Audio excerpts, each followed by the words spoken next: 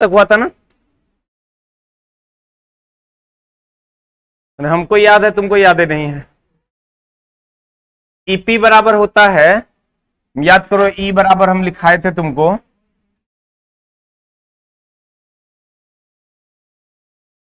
ई बराबर क्या था? 4.44 पाई एफ एन, याद है? यही लिखाए थे। तो कहते हैं उच्च वोल्टेज और उच्च शक्ति वाले ट्रांसफार्मर स्टार स्टार में होते हैं, और रेतीले अथवा पर्वतीय क्षेत्रों में प्रयोग होने वाले ट्रांसफार्मर किसमें होते हैं? स्टार, इंटरस्टार या डेल्टा इंटरस्टार। इंटरस्टार ये भी हो गया था। इंटरस्टार संयोजन में श्रेणी क्रम में उसकी टर्न्स की संख्या के तुल्य अतिरिक्त वाइंडिंग होता है, ये भी पढ़ा दिया था तुमको। वोल्टेज रेगुलेशन बराबर क्या होता है? VNL माइनस VFL बटा VFL गुना 100। बोलो रे। अब यहां से चलते हैं सर, आदर्श ट्रांसफार्मर में शून्य लोड पर प्राथमिक कुंडली की धारा IPEP से 90 डिग्री से पिछड़ती है। पहले तो आदर्श ट्रांसफार्मर वह ट्रांसफार्मर है, लिखिएगा आदर्श ट्रांसफार्मर, कॉपी में लिखिए, आदर्श ट्रांसफार्मर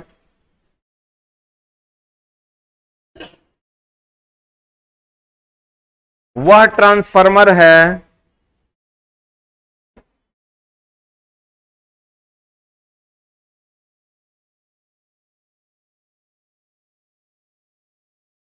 आदर्श ट्रांसफार्मर वह ट्रांसफार्मर है, PDF अपलोड करवाओ टेस्ट वाला सारा, आगे का आज का जितना भी टेस्ट है सबका PDF अपलोड करवाओ।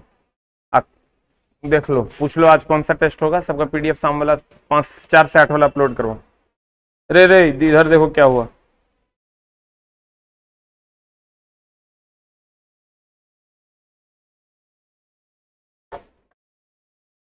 आदर्श ट्रांसफार्मर वह ट्रांसफार्मर है जिसमें क्षति लगभग न्यूनतम होता है, जिसमें क्षति लगभग न्यूनतम होता है या शून्य होता है। लगभग न्यूनतम होता है या क्या होता है? शून्य होता है।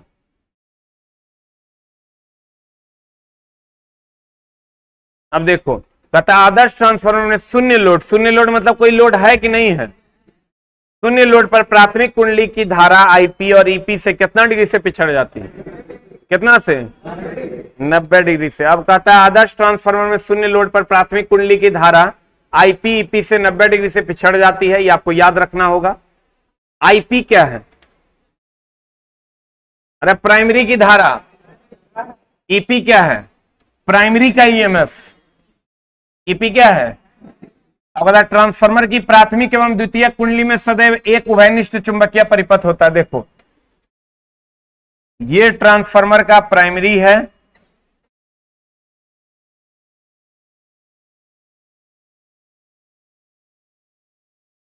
और ये ट्रांसफार्मर का सेकेंडरी है। ये ट्रांसफार्मर का कौन वाइंडिंग है? प्राइमरी। और ये क्या है? तो सर, प्राइमरी और सेकेंडरी में एक उभयनिष्ठ चुंबकीय परिपथ होता है। एक ही ऐसे तुमको दिखा होगा, ऐसे ऐसे करके मैग्नेटिक लाइंस ऑफ फोर्स जाते हुए। अगर आप शुरू से क्लास कर रहे होंगे तो हम पहले वीडियो में दिखाए थे आपको। जो ऐसे करके एक उभयनिष्ठ चुंबकीय परिपथ होता है, चुंबकीय बल रेखाएं ऐसे जाती है और ऐसे लौटकर चली आती। तो क्वेश्चन लाइन वही कह रहा है, ट्रांसफार्मर की प्राथमिक एवं द्वितीय कुंडली में सदैव एक उभयनिष्ठ चुंबकीय परिपथ होता है। प्राथमिक कुंडली द्वारा लिया गया शून्य लोड करंट दोनों धाराओं का सदिशीय जोड़ होता है। अगर प्राथमिक में जीरो लोड पर, मतलब यहां कोई लोड कनेक्टेड ना हो, तो कहते हैं प्राथमिक कुंडली द्वारा लिया गया शून्य लोड करंट दोनों धाराओं का सदिशीय योग, मतलब आने वाली धारा और जाने वाली धाराओं का सदिशीय योग के बराबर होता है। बट अब कहोगे इस लाइन का मतलब क्या होता है? मतलब ये होता है कि अगर मान लो कोई लोड यहां नहीं देते हो, कोई लोड, तो ओपन सर्किट होगा कि क्लोज सर्किट होगा? अरे कोई लोड देंगे तब ना सर ये क्लोज सर्किट होगा। अगर नहीं देंगे तो क्या होगा? ओपन सर्किट होगा, मतलब इसमें धारा का प्रवाह नहीं होगा। जब भी होगा इसी में होगा, और इसके धारा के प्रवाह को सदिशीय योग विधि द्वारा निकालते हैं। कौन विधि द्वारा? कहता है जब ट्रांसफार्मर की सेकेंडरी लोडेड हो, देखना, अगर ट्रांसफार्मर की सेकेंडरी लोडेड हो,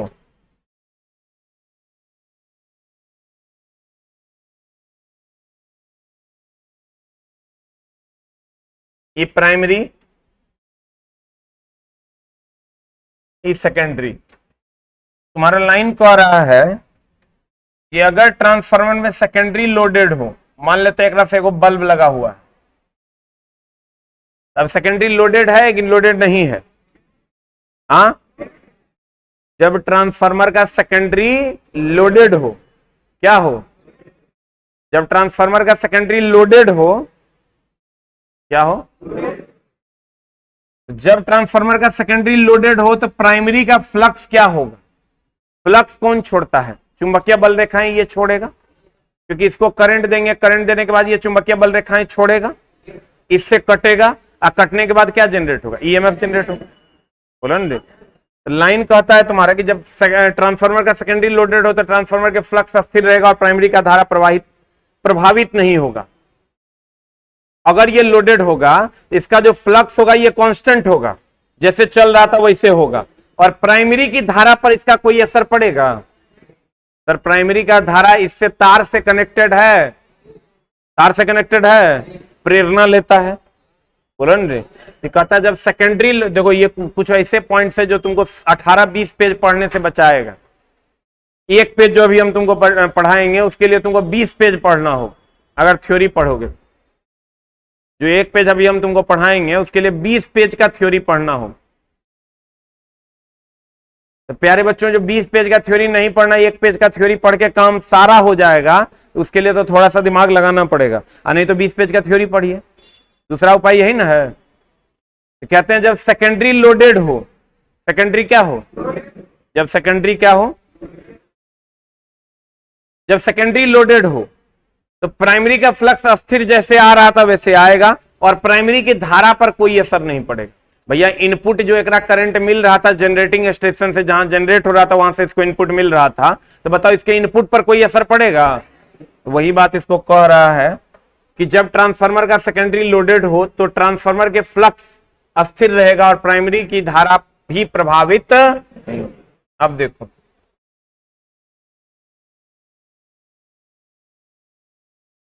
अगर हम ट्रांसफार्मर के शून्य लोड धारा मतलब कोई लोड है कि नहीं है?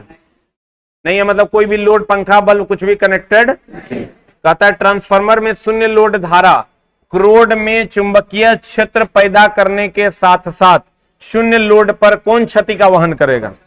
बताओ, काहे लोह क्षति होगा? क्योंकि भैया लोह क्षति को लोड से कोई मतलब है। लोह क्षति क्रोड में होगा कि क्वाइल में होगा? किसमें होगा? लोह क्षति होगा मेरे दोस्त क्रोड में। लोह क्षति किसमें होगा? किसमें होगा? लोह क्षति होगा क्रोड में। तो हमको ही बताओ तुम, ये जो क्रोड है इस पर कोई असर पड़ेगा? बोलवे नहीं करता है। ये जो क्रोड है इस पर कोई असर पड़ेगा लोड का? क्रोड में कौन क्षति होता है? लोह क्षति न रे। हम ही कह सकते हैं कि अगर शून्य लोड रहेगा, लोड रहे कि नहीं रहे, लोह क्षति लोड पर निर्भर करता है? नहीं समझा? हमको ही बताओ, ये ऐसा है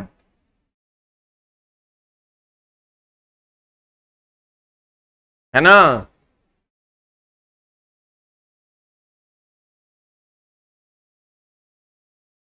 ये कुंडली है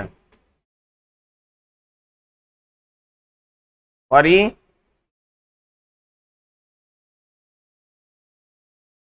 क्रोड है।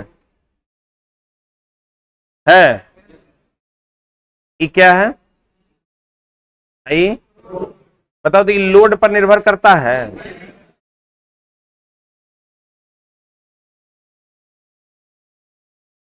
लोड पर निर्भर, कुंडली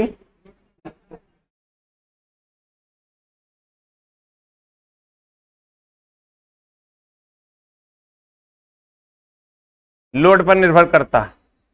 अब बताओ हमको कि कोई लोड नहीं देंगे, कोई लोड शून्य लोड पर लोह क्षति होगा ही होगा, क्योंकि करोड़ में जो क्षति होता है उसको हम कौन क्षति कहते हैं? करोड़ में जो क्षति होता है उसको हम कौन क्षति कहते हैं मेरे दोस्त? लोह क्षति। करोड़ में जो क्षति होता है उसे कौन क्षति कहते हैं? तो सर शून्य लोड पर यानी कोई लोड नहीं देंगे तो करोड़ में लोह क्षति होबे करेगा कि नहीं होगा? क्यों होगा?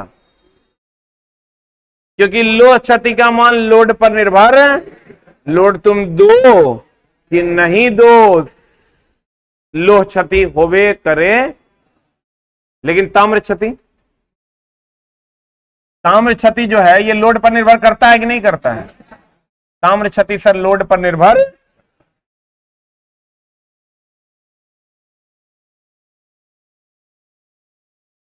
कहता है। जब ट्रांसफार्मर में शून्य लोड मतलब कोई लोड नहीं है, शून्य लोड धारा करोड़ में चुंबकीय क्षेत्र पैदा करने के साथ साथ शून्य लोड पर क्षतियों का भी वहन करता है। कौन क्षति का? कौन क्षति करे? शून्य लोड पर कौन क्षति होगा? क्योंकि लोह क्षति लोड पर निर्भर। अब कहता है शून्य लोड पर ईपी और ईएस, ईपी हो गया प्राइमरी का वोल्टेज और ईएस हो गया सेकेंडरी का वोल्टेज, दोनों इन फेज होता है। एक बात बताओ, अगर कोई लोड नहीं होगा, एक होता है इन फेज, एक होता है आउट ऑफ फेज। ये पढ़ाएंगे हम आपको अल्टरनेटिंग करंट और पॉलीफेज सिस्टम में। इन फेज मतलब समान, आउट ऑफ फेज मतलब असमान। अगर सर शून्य लोड हो,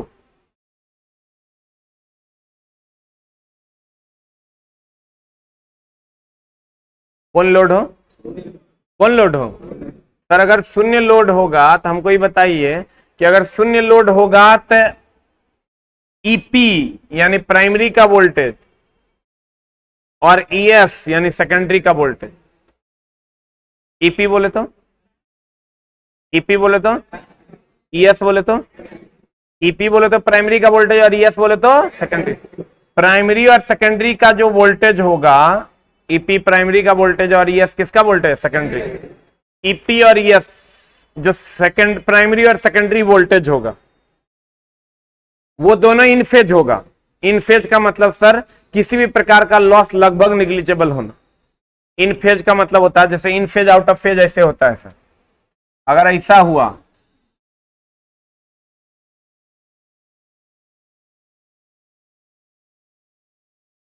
इन फेज है, क्या है ये?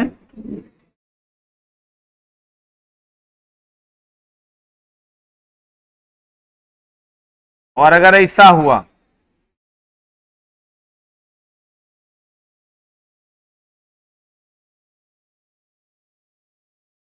ये आउट ऑफ फेज है, क्या है ये? और ये अगर समान समय में महत्तम दूरी दोनों वेव जाता है, इसको इन फेज कहते हैं। और समान समय में महत्तम दूरी दोनों वेव जाता है, इसको आउट ऑफ फेज कहते हैं। क्या कहते हैं इसको? आउट ऑफ फेज कहते हैं। अब ध्यान दीजिएगा सर,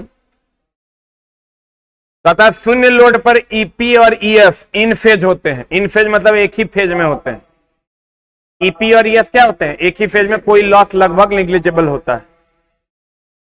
शून्य लोड पर ईपी और वीपी 180 डिग्री पर होते हैं। अब देखो ईपी,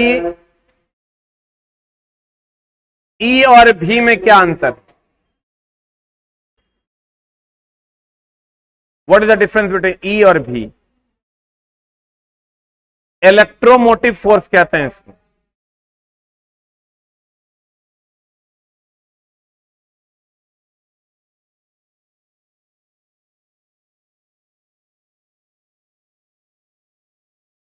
इलेक्ट्रोमोटिव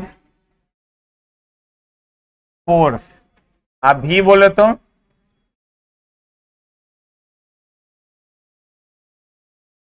वोल्टेज,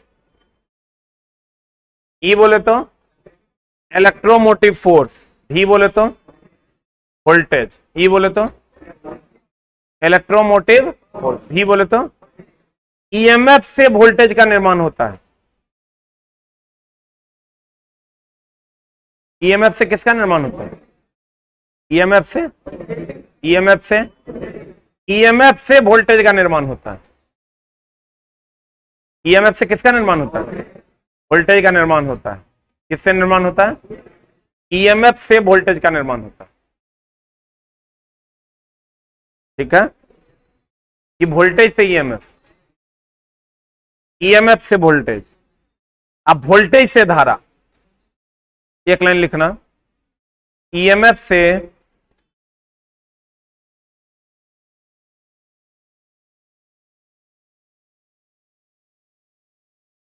ईएमएफ से वोल्टेज का निर्माण होता है।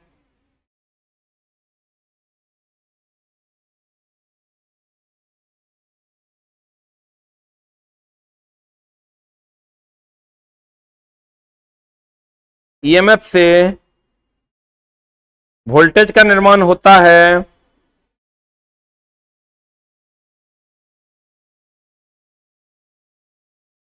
ईएमएफ से किसका निर्माण होता है? वोल्टेज का निर्माण होता है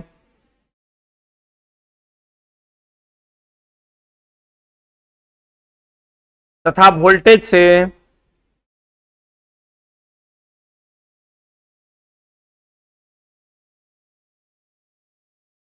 धारा का निर्माण होता है।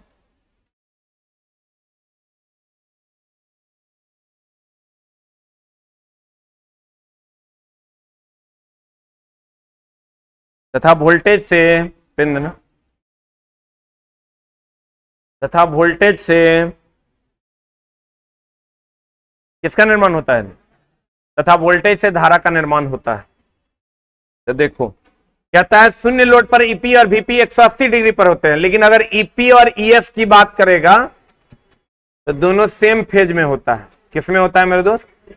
सेम फेज में होता है। लेकिन अगर शून्य लोड पर ईपी और वीपी की बात करें तो कितना डिग्री पर होता है? बताओ 180 डिग्री पर होगा, दोनों एक दूसरे के क्या होगा? विपरीत होगा। 180 पर होगा, दोनों एक दूसरे के क्या होगा? विपरीत होगा। कहते हैं पूर्ण लोड। पूर्ण लोड मतलब अगर ट्रांसफार्मर की क्षमता 100 केवीए है तो पूरा का पूरा 100 केवीए लोड दे दिए, बोलन रे। पूर्ण लोड पर ट्रांसफार्मर में पूर्ण दक्षता न्यूनतम हानि के बराबर होती है। बताओ पूर्ण लोड पर फुल लोड देंगे, अब फुल दक्षता दिखाएगा कब? जब हानि न्यूनतम होगी। समझना मेरे दोस्त, बोले ना 18 page is equal to 1 page है, ये लास्ट जो अभी हम पढ़ा रहे हैं। अगर हमने कहा कि शून्य लोड पर, कितना लोड पर? शून्य लोड पर, पूर्ण लोड पर फुल लोड दे दिए, फुल लोड पर फुल दक्षता कब वो कोई ट्रांसफार्मर दिखाएगा? फुल लोड पर फुल दक्षता कब दिखाएगा? जब उसकी हानि न्यूनतम होगी। हानि न्यूनतम कब होता है? जब आयरन लॉस कॉपर लॉस के बराबर होता है। इलेक्ट्रिकल में एक भी क्लास छूट गया नहीं बुझाएगा, ये ध्यान रखना। पूर्ण लोड पर पूर्ण दक्षता कोई भी ट्रांसफार्मर कब दिखाएगा? जब हानि न्यूनतम। हानि कब न्यूनतम होगी? जब आयरन लॉस कॉपर लॉस के बराबर। जब आयरन लॉस किसके बराबर होगा? कॉपर। अब कहता है एक होता है ओपन टेस्ट परीक्षण, एक होता है क्लोज टेस्ट परीक्षण।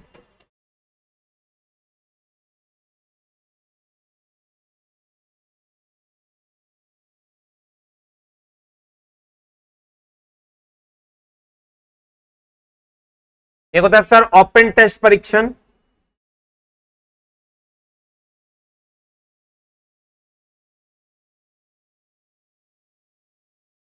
और एक होता है क्लोज टेस्ट परीक्षण।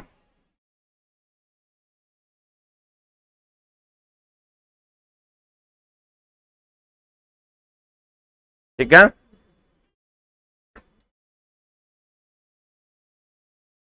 ओपन टेस्ट परीक्षण की अगर हम बात करें तो ओपन टेस्ट परीक्षण में कोई भी एक कुंडली, चाहे वो प्राइमरी वाइंडिंग हो या सेकेंडरी वाइंडिंग हो,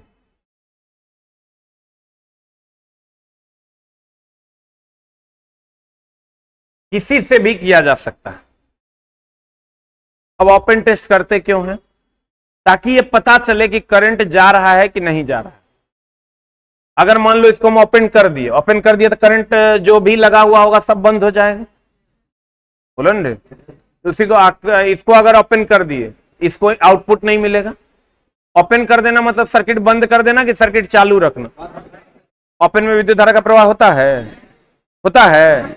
ओपन टेस्ट परीक्षण प्राइमरी और सेकेंडरी किसी का भी हो सकता है, लेकिन शॉर्ट सर्किट परीक्षण की अगर बात करोगे तो शॉर्ट सर्किट परीक्षण उसका होगा। शॉर्ट सर्किट मतलब समझता है, दो तार को आपस में सटा नहीं कहते हैं शॉर्ट सर्किट हो गया। अरे दो तार आपस में सट जाते हैं तो की कहते हैं, क्या कहते हैं? शॉर्ट सर्किट हो गया। तो जब दो तार आपस में सट जाएगा तो कहते हैं शॉर्ट सर्किट हो गया। तो मेरे दोस्त ये भी तो शॉर्ट सर्किट परीक्षण ही है, क्लोज टेस्ट परीक्षण, इसी को हम शॉर्ट सर्किट परीक्षण कहते हैं। तो बता, शॉर्ट सर्किट जो करेंगे तो ज्यादा वोल्टेज वाला को शॉर्ट करेंगे, ज्यादा चिंगारी निकलेगा। हमको तो खाली चेक करना है, परीक्षण का मतलब होता है टेस्ट, हमको खाली चेक करना है। तो हम लो वोल्टेज वाला को क्यों नहीं करके टेस्ट कर लेंगे? ये हाई है और ये लो है, एक में अगर करंट है इसका मतलब दूसरा में होबे करेगा।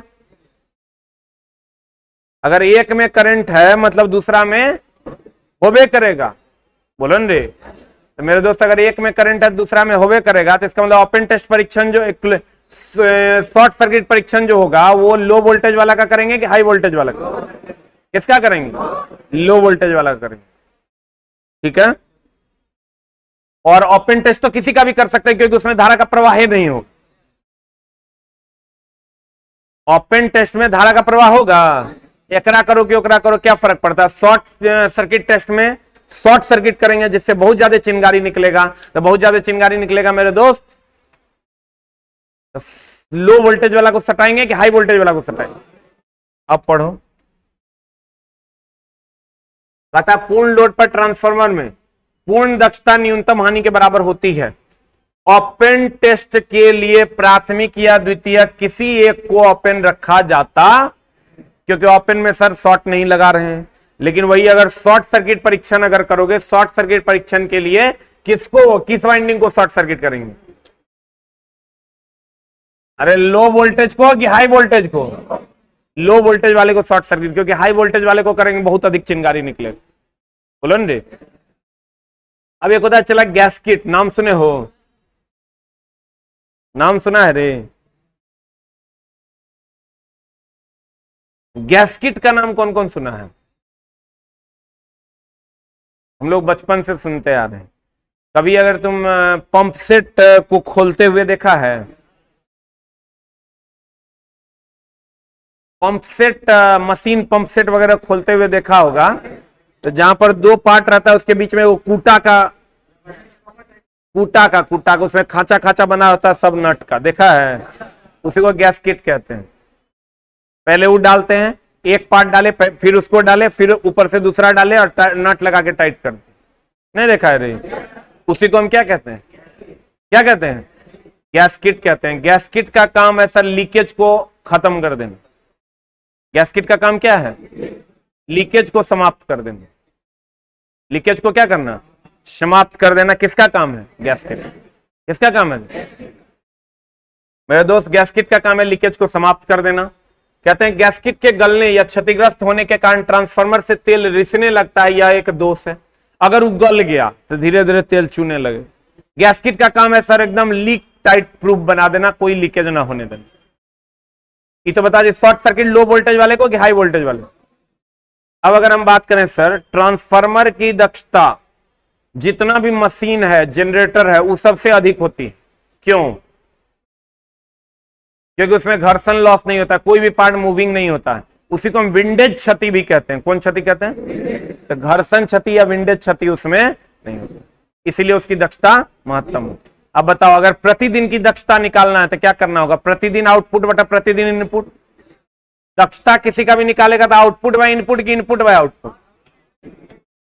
हाँ, आउटपुट बाय इनपुट गुना आउटपुट बाय इनपुट गुना कितना? 100। आउटपुट बाय इनपुट गुना कितना? 100। तो मेरे दोस्त अगर किसी की भी दक्षता निकालना हो, अगर प्रतिदिन की दक्षता निकालना है तो प्रतिदिन का आउटपुट बता प्रतिदिन का इनपुट गुना 100। अगर प्रति महीने का निकाला, प्रति महीने का आउटपुट बटा प्रति महीने का इनपुट गुना 100। ट्रांसफार्मर का क्षमता या दक्षता कहो, महत्तम इसलिए होता है क्योंकि उसमें विंडेज क्षति और घर्षण क्षति, वही घर्षण क्षति को ही विंडेज क्षति भी कहते हैं। कहता है ट्रांसफार्मर की दक्षता उच्च होती है क्योंकि इसमें घर्षण और विंडेज क्षतियां। ट्रांसफार्मर की एक दिन की दक्षता का फॉर्मूला बता क्या हो? प्रतिदिन उपयोग, उपयोग जो कर रहे हैं वो आउटपुट है कि इनपुट है रे? हाँ, प्रतिदिन उपयोग की गई किलोवाट आवर बटा प्रतिदिन सप्लाई की गई किलोवाट आवर गुना 100।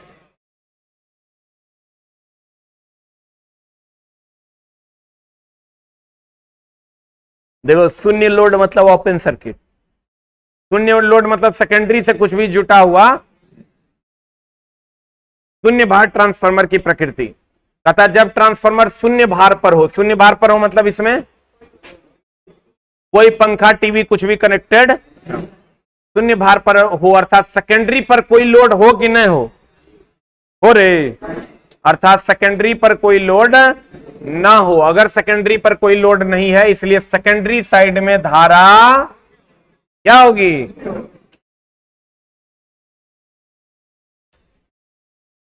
अब देखो इसका ये ग्राफ है, लेकिन इस पर हम लोग अगले क्लास में चर्चा करेंगे। इसका थोड़ा सा मामला हमको अलग से सेट कर देना होगा, नहीं तो मामला गड़बड़ हो जाएगा। हमको ये बताओ, शून्य लोड पर सेकेंडरी में धारा जाएगा कि नहीं जाएगा? ओपन टेस्ट परीक्षण करेंगे, प्राइमरी सेकेंडरी किसी को भी ओपन करके कर लेंगे। शॉर्ट सर्किट जब भी करेंगे लो वोल्टेज वाला को, क्यों? क्योंकि अगर हाई वोल्टेज वाला को करेंगे तो अधिक, सही है ना। और सर अगर हम शून्य लोड पर ईपी और ईएस की बात करें, ये दोनों किन फेज में होगा? इन फेज में। और ईपी और वीपी की बात करें तब आउट ऑफ फेज होगा, बोलो न रे। उसके बाद हम लोगों ने पढ़ा कि दक्षता, अगर ट्रांसफार्मर की दक्षता उच्च इसलिए होती है क्योंकि उसमें घर्षण क्षति और विंडेज क्षति होती है, घर्षण क्षति और विंडेज क्षति नहीं होती। और ट्रांसफार्मर की दक्षता महत्तम कब होगी? फुल लोड पर, जब लॉस न्यूनतम होगा। ट्रांसफार्मर की दक्षता महत्तम कब होगी? जब लॉस न्यूनतम होगा। लॉस न्यूनतम कब होगा? जब आयरन लॉस कॉपर लॉस के, बुझा ना। अब दक्षता अगर निकालना है प्रतिदिन का तो प्रतिदिन आउटपुट बटा प्रतिदिन इनपुट, यानी प्रतिदिन उपयोग की गई किलोवाट आवर बटा प्रतिदिन दी गई किलोवाट आवर गुना 100। बोलन रे। आज की कार्रवाई को हम लोग यहीं तक रखेंगे। Thank you very much.